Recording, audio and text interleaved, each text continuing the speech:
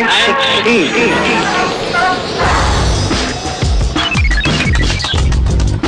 I was the acting National Intelligence Officer for transnational threats, which is a long-winded term for terrorism, on the National Intelligence Council. The National Intelligence Council is the United States intelligence community's most senior body for strategic analysis of intelligence issues. Primarily my work and most people's interest in the last decade has been Islamically originated terrorism anyway.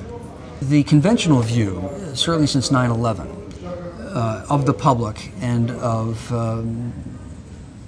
those making decisions frequently, has been that there is a global jihadist movement and that there is a clear strategy executed by a coherent network of al-Qaeda terrorists. Frankly, this dramatically mischaracterizes what's happening, although it remains probably the dominant perception of what the threat is. Well, al-Qaeda is a coherent entity which is hierarchical with command and control and a strategy of sorts. They have conducted several lethal operations, and there were terrorist training camps in Afghanistan run by al-Qaeda with the active involvement of the Taliban. That's also true.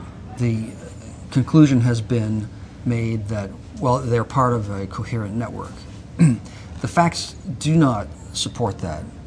When you look at the objectives, the practices of all of the jihadist terrorist groups, or each of the jihadist terrorist groups around the world, you see that with one exception, and that's al-Qaeda, they have local, ethnic, religious, regional, historical reasons for their actions that are intrinsic to themselves, so that they really are a regional phenomena instead of part of branches of a global network.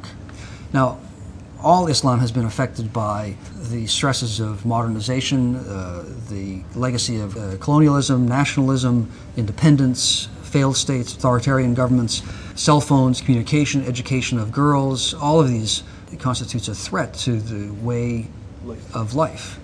So what's the response? The traditional classic response of a traditional society under stress from an external, more dynamic, more modern society / power is to put in question your fundamental values and practices. How can the West be stronger than we when we have the word from Allah?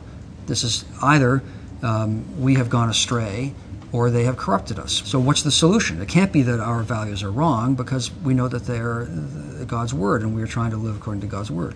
So we must be better at doing what we are obliged to do to be good believers in our system, and we must purify our belief system and our lives from the sullying, destructive practices of the outside.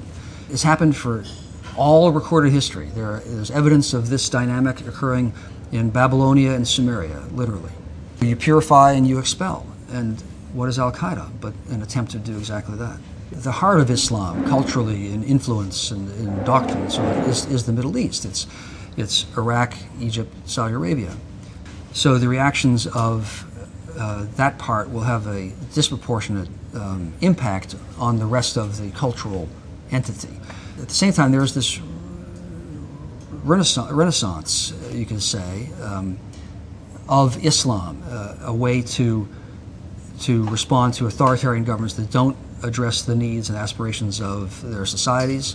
So what we see is a Muslim in Bangladesh will wear a T-shirt with Osama Bin Laden on it, say.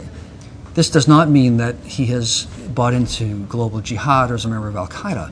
It's a similar phenomenon to Americans or Israelis, for all I know, wearing a Che Guevara T-shirt, even today, decades after he's dead. He's this icon of resistance, of purity, of heroism, of strength, of a cogent effort to make sense of and give direction to self-defined and affirming way one's own beliefs. But nonetheless, terrorism is something that you can't reason a person out of. Helping traditional societies work their way through the revolutions they're experiencing is critical, absolutely. At the same time, you need counterterrorism officials and intelligence officers to detect and stop before they act by so publicly opposing and defining as a grave threat Osama Bin Laden. We partially achieve his objectives by making him the center of the debate. Part of our goal and our approach should be not to create a polarized situation where you have the West and on the other side Bin Laden. Who is Bin Laden? He's a guy who's killed some people. That's it. This is he doesn't deserve this obsessive focus which glorifies him. It's also important to put in context what they are, though, and to realize that you can't kill your way out of the problem, that the problem is a symptom, not itself a cause, and a discrete one that can be excised.